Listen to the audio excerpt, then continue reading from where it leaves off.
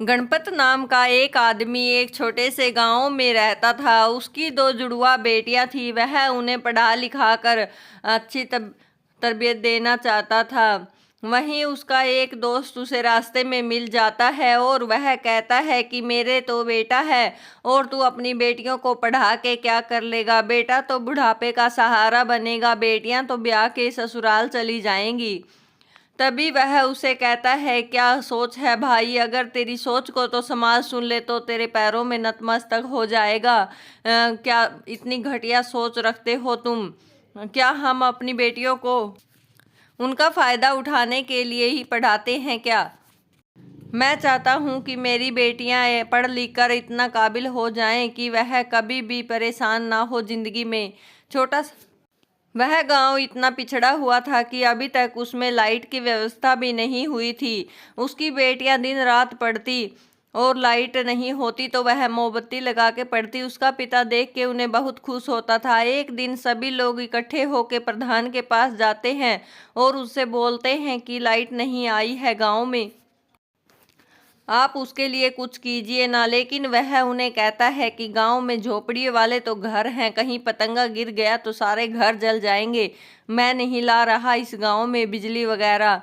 लोग ऐसे ही थोड़े थोड़े दिनों में उसके घर के आगे इकट्ठा होते, लेकिन उसके कानों पे तो जू भी नहीं रेंगती थी। और सभी लोग कहते हैं कि ये प्रधान हमारी नहीं सुनने वाला है और सब दुखी मन से वहां से चले जाते हैं।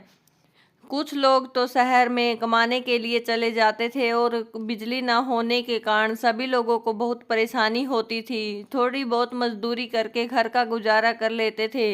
एक दिन प्रधान कहता है कि वह दिल्ली गया था और वहां पे वह भूख हड़ताल करके आया है कि सरकार उसकी बात मान जाए और बिजली उनके गाँव तक पहुंच जाए। सभी लोग बहुत खुश हो जाते हैं और प्रधान की बातों में आ जाते हैं।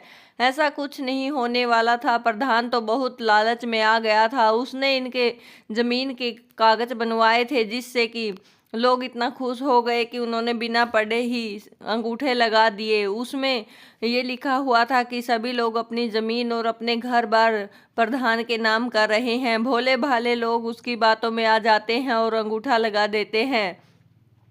मुंशी उससे कहता है कि अगर लाइट नहीं आई तो इन सबको पता चल जाएगा। वह कहता है कि पता चलने दो, अब क्या होता है, अब ये कुछ नहीं बिगाड़ सकते हैं मेरा।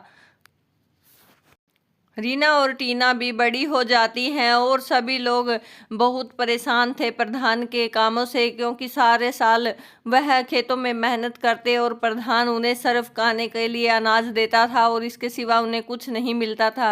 वह वो कहती हैं कि पिताजी हम इसका बदला ज़रूर लेंगे और प्रधान को सबक सिखा के रहेंगे। 2 साल लगेंगे हमें, उसके बाद देखिएगा उसका क्या हाल करते हैं। उसका पिता कहता है कि बेटा ऐसा कुछ नहीं करना जिससे कि तुम परेशानी में आ जाओ, कोई गलत काम नहीं करना। वह कहती है नहीं पिताजी को हम कोई गलत काम नहीं करेंगे, लेकिन इस प्रधान को सबक सिखाना तो बहुत ज़्यादा ज़रूरी है।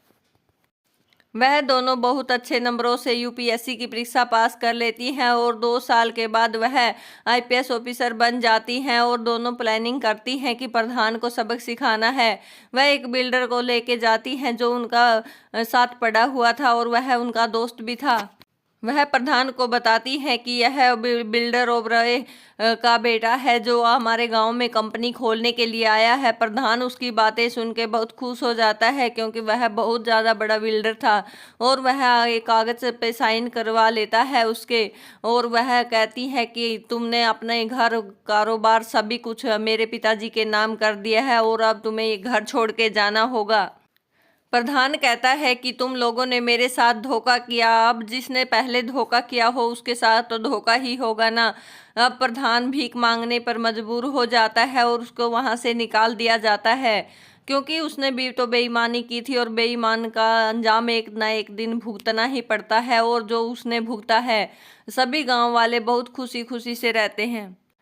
बेटा हो या बेटी सभी को बराबर शिक्षा देनी चाहिए क्योंकि शिक्षा पाकर ही तो वह समाज का सुधार करेंगे। और बेटियां तो 2 घरों को चमकाती हैं, अगर ऐसा सोचेंगे तो सारी बेटियां अनपढ़ ही रह जाएंगी और समाज का भला।